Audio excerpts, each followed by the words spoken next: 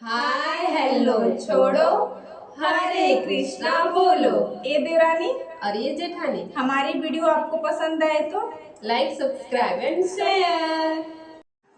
आज हम बना रहे हैं साबूदाना की खिचड़ी। तो खिली खिली खिचड़ी कैसे बनाएं, आज हम यही आपके साथ शेयर करेंगे, जो कि उपवास में बना के हम खाते हैं, या फिर आप बिना उपवास के भी ऐसे बना के खा सकते हैं। बहुत ही हेल्दी होता है। और तो चलिए, तो इसका स्पेशल ट्रिक क्या है, ये किस वजह से चिपचिपी हो जाती है और कैसे बनाएं कि ये एकदम खिली खिली बने। तो चलिए, सबसे पहले हम देख लेते हैं कि साबूदाना को क्या करना है, कि इसको बहुत अच्छी तरीके से धोना है। तो देखिए, मैं यहाँ पे धो रही हूँ। ये सफ़ेद सफ़ेद जो स्टार्च निकल रहा है ना, जिसकी वजह से जो हमारी खिचड़ी है चिपचिपी बन जाती है। तो ये हमें बहुत ही अच्छे तरीके से पूरा निकाल देना है, बिल्कुल भी नहीं रहना चाहिए। तो हम बर्तन में धो रहे हैं तो थोड़ा बहुत स्टार्च नीचे रह जाएगा। इसके लिए हम इसको जाली में रख के एक पानी और धो लेंगे। उसके बाद हम इसको भिंगाएंगे। तो भिंगाने के लिए है ना, हमें बहुत ज़्यादा पानी की ज़रूरत नहीं है। हम सिर्फ इतना ही पानी डालेंगे कि हमारा साबूदाना डूब जाए। और इतना पानी डालने के बाद हम इसे 2 घंटे के लिए छोड़ देंगे ढक के। तो ये देखिए, 2 घंटे के बाद ये एकदम खिला खिला है, बहुत अच्छी तरीके से भीग चुका हुआ है। और इस तरीके से अगर हो जाएगा ना, तो आपकी खिचड़ी बहुत अच्छा खिला खिला बनेगा, थोड़ा भी चिपचिपाएगा नहीं, थोड़ा भी एक्स्ट्रा पानी नहीं है इसमें। जितना काम था बस उतना ही है। तो चलिए देखते हैं कि इसको बनाते कैसे हैं।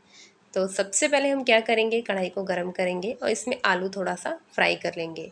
छोटा छोटा पीस मैंने काटा है, और अगर आप चाहें तो उबले हुए आलू को भी ले सकते हैं और उसे पीसेस में कट कर सकते हैं। तो मैं क्या करूँगी, हल्का सा नमक डाल के आलू को फ्राई कर ली हूँ। उसके बाद हम चलते हैं, ये देखिए, हमने थोड़ा सा भुना हुआ सिंगदाना लिया हुआ है, तिल लिया हुआ है, अदरक का पेस्ट लिया हुआ है, काजू लिया है, हरा मिर्च भी लिए हैं और सौंफ भी लिए हैं। ये सब हम उपवास में खा सकते हैं, इसके लिए मैंने लिया हुआ है। तो चलिए, तेल गरम हो चुका है और सबसे पहले हम क्या करेंगे, सौंफ और काला तिल, सफ़ेद तिल को हम डाल देंगे। बहुत अच्छी खुशबू आती है और बहुत अच्छा स्वाद भी आता है इसको डालने से। तो अब हम इसमें हरी मिर्च को डाल देंगे और उसके बाद हम ये अदरक का जो पेस्ट बना के रखे थे उसको डाल देंगे। और उसके बाद हम ये काजू भी डाल देंगे ताकि ये भी थोड़ा सा फ्राई हो जाए। और हम क्या करेंगे, इन सबको अच्छी तरीके से सिंगदाना भी डाल के मिक्स कर लेंगे। और मिक्स कर थोड़ा सा ही रोस्ट करेंगे, बहुत ज़्यादा नहीं करना है। इससे क्या है ना कि बहुत अच्छी खुशबू आती है और बहुत अच्छा भी लगता है इसका स्वाद। तो इतना सब डालने के बाद मैं यहाँ पे गाजर थोड़ा सा कट करके डाली थी और शिमला मिर्च, और आलू जो हमने फ्राई करके रखा हुआ था ना, वो भी मैंने इसमें ऐड कर दिया है। नमक डाल के मैं इसको थोड़ी देर के लिए ढक दी थी, जिसकी वजह से सब कुछ बहुत अच्छा सॉफ्ट हो गया है और पक भी चुका है।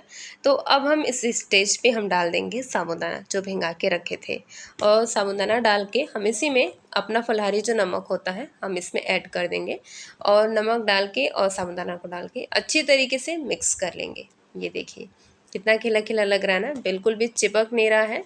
बहुत अच्छा बनेगा अगर आप इस तरीके से बनाएंगे तो। एक बार इस तरीके से बनाइए, रिजल्ट बहुत अच्छा आएगा। तो देखिए, सबको मिक्स करने के बाद हम इसको एकदम लो फ्लेम कर देंगे और इसको 2 मिनट के लिए ढक देंगे। और 2 मिनट ढकने के बाद देखेंगे, हम भिंगा के 2 घंटे रखे थे ना, जिसकी वजह से हमें इसे बनाने में बहुत ज़्यादा टाइम नहीं लगेगा। बस 2 मिनट तक इसको स्टीम से पकाना है ढक करके, बहुत अच्छे तरीके से बन जाएगा। तो थोड़ी देर मैंने खुला भी इसको चला चला के पकाया, थोड़ी देर, बस आधा मिनट। उसके बाद देखिए, बहुत अच्छे तरीके से ये बन चुका है। अब इसको कोई ज़रूरत नहीं पकाने की और फ्लेम को हम ऑफ़ कर देंगे। तो चलिए, अब इसको हम सर्व करके दिखाते हैं। ये जो खिचड़ी हमारी, आप इसमें नींबू भी ऐड कर सकते हैं। मैंने नहीं ऐड किया है क्योंकि कुछ लोग जो है ना उपवास में नहीं खाते हैं। तो आप इस तरीके से बना सकते हैं। अगर आपको हमारी ये रेसिपी पसंद आई है तो आप हमारे वीडियो को लाइक कर दीजिए और शेयर कर दीजिए और चैनल को सब्सक्राइब कर दीजिए। और प्यारा सा कमेंट करके ज़रूर बताइएगा कि आपको हमारी रेसिपी कैसी। देखने के लिए धन्यवाद।